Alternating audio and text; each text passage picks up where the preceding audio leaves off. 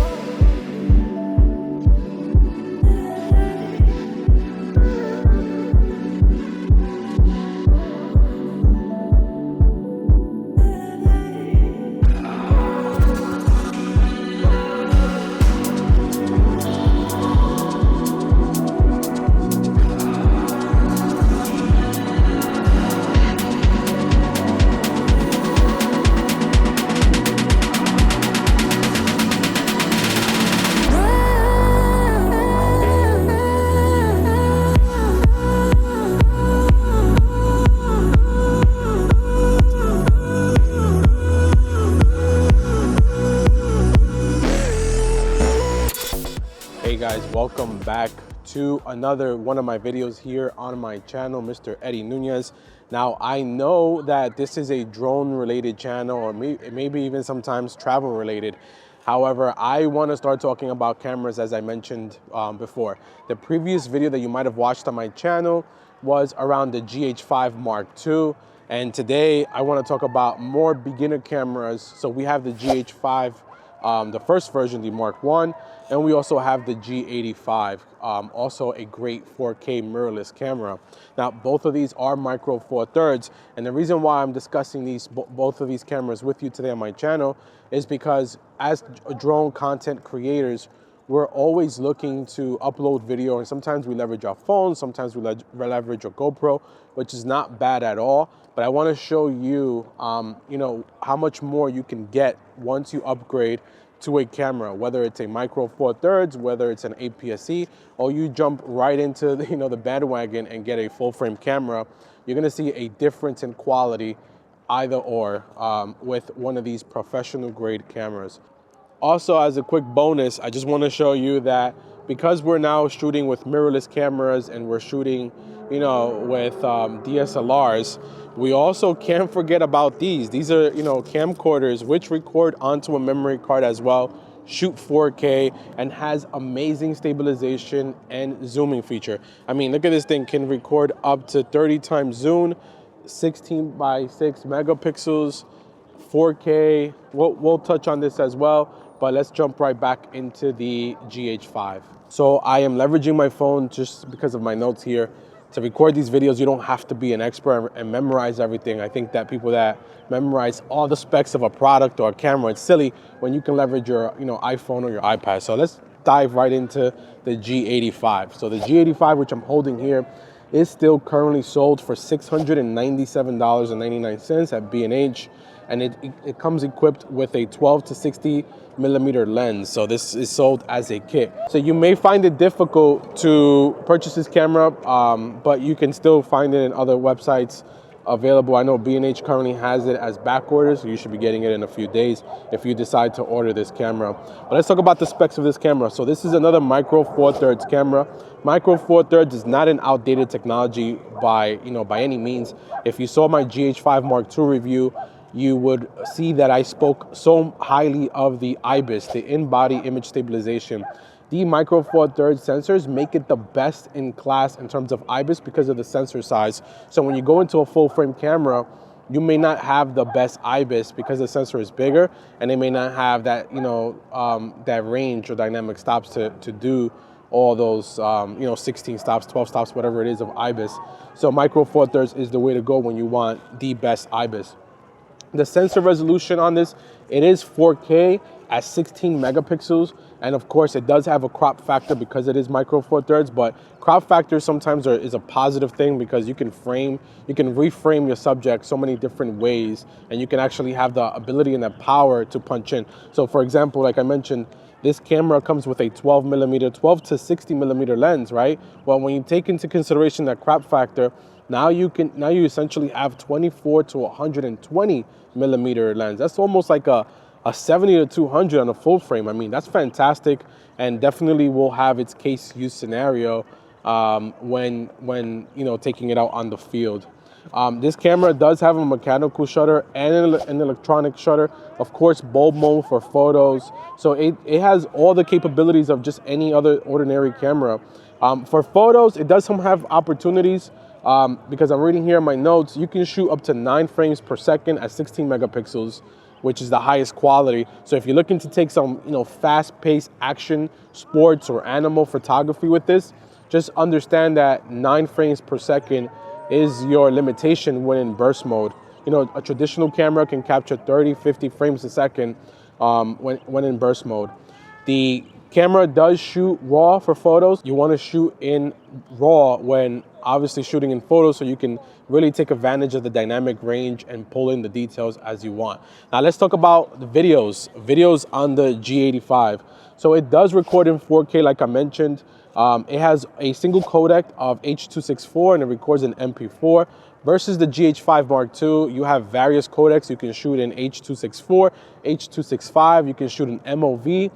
You can go ahead and shoot in MP4, and if you connect the Ninja, you can also record in ProRes. But let's jump back into this camera. So 4K, traditional aspect ratio of 3840 by 2160 at 24 frames a second and 30 frames a second. The biggest difference with this camera is that you cannot record 4K 60 frames, but that's okay because we're talking about an entry camera here. So if you want to get a really basic, great camera, this is your option here, the G85.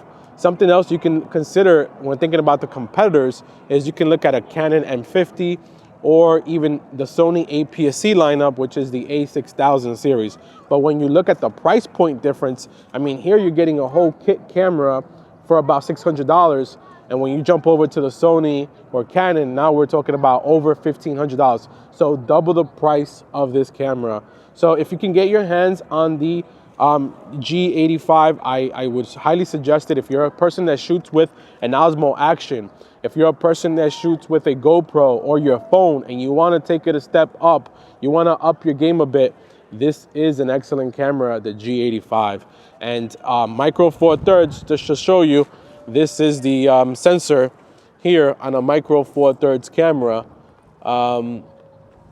You can see that, it's obviously different from full frame, but that's what gives you the capabilities of the IBIS. So now that I spoke about the G85, let's talk about the GH4, which is another great option for you if you can get your hands on this camera in 2022. So just right out the bat, right from the very beginning, one of the things that I love about all the Panasonic lineup so far is the flip out screen. Having this screen, I can't tell you what an advantage it has been while I've been testing these cameras. When you're thinking about vlogging or, you want to make sure you have your frame, your composure set right, your perspective set right. This is going to help you tremendously. Right now I'm shooting on the Sony A1 and I'm talking to you guys and I can't tell you how I look or if I'm framed right correctly because I don't have the ability to flip out this screen. So that's one of the things that I really enjoyed about the entire Panasonic lineup. Now going back to the GH5, looking here at my notes, this camera still is retailing for about $697.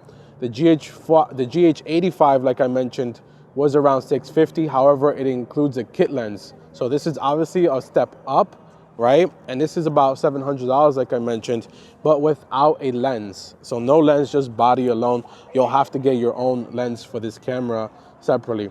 So this camera was released in May 2014. It also sports 16 megapixels, and you can also shoot 4K video. So the GH4, you can shoot up to 12 frames per second at full resolution when taking photos as compared to the G85, which was 9. 4K recording, right? DCI cinema, so 4096 by 2160. So you actually have better resolution on this camera. a 2.36 million dot OLED viewfinder, and a 1 million dot OLED real screen. So, you know, not much of a difference here when you think about the G85 and the G4. The only difference here is that you're getting better 4K, true 4K resolution, and improved photos in terms of burst. So, of course, this camera has its full capability, so you have all the dials here. You can switch between a manual shutter. You can shoot in between, aperture priority, shutter priority. You can have your C1, C2, C3 custom sets. So this camera is another great alternative. Lastly, what I want to leverage is the Sony camera, the Handycam. So I think now that we have these mirrorless cameras available to us, right, and DSLRs, and they're becoming more accessible to people because of the price point. As technology continues to improve, the prices of these items keep decreasing. However, we can't forget that if you actually search any camera store, whether it's Adorama or B&H, we still have some professional grade camcorders available, and we kind of tend to forget about the capabilities that this camera has.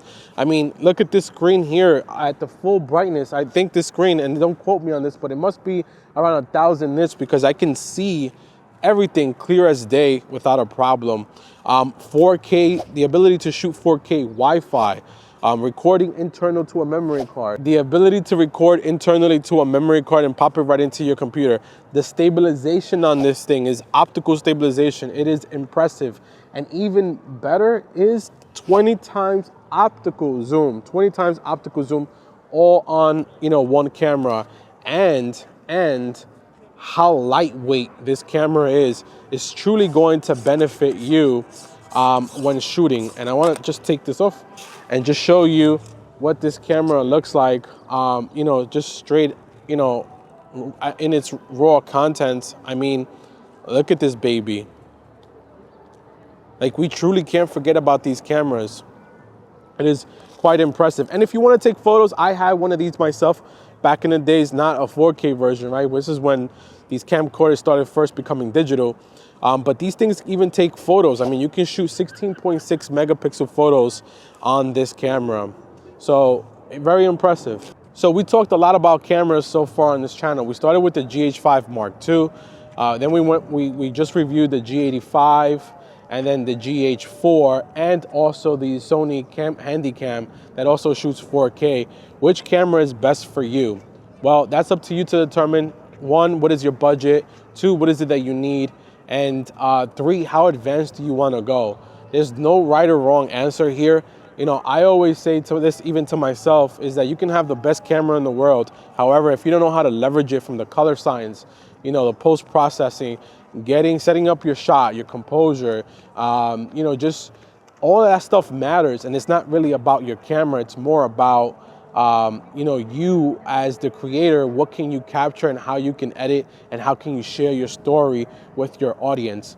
So what I want to do now is leverage these cameras around Flushing Meadows and record some B-roll so you can kind of see the quality. And at the bottom of the screen, I'll share with you which camera I leverage for these shots. Flushing Meadow right now is looking pretty beautiful. We have a mini marathon happening. We got the cherry blossoms booming, and of course we have the Unisphere right behind me, which is an iconic thing here in Queens. So let's go right into some sample footage.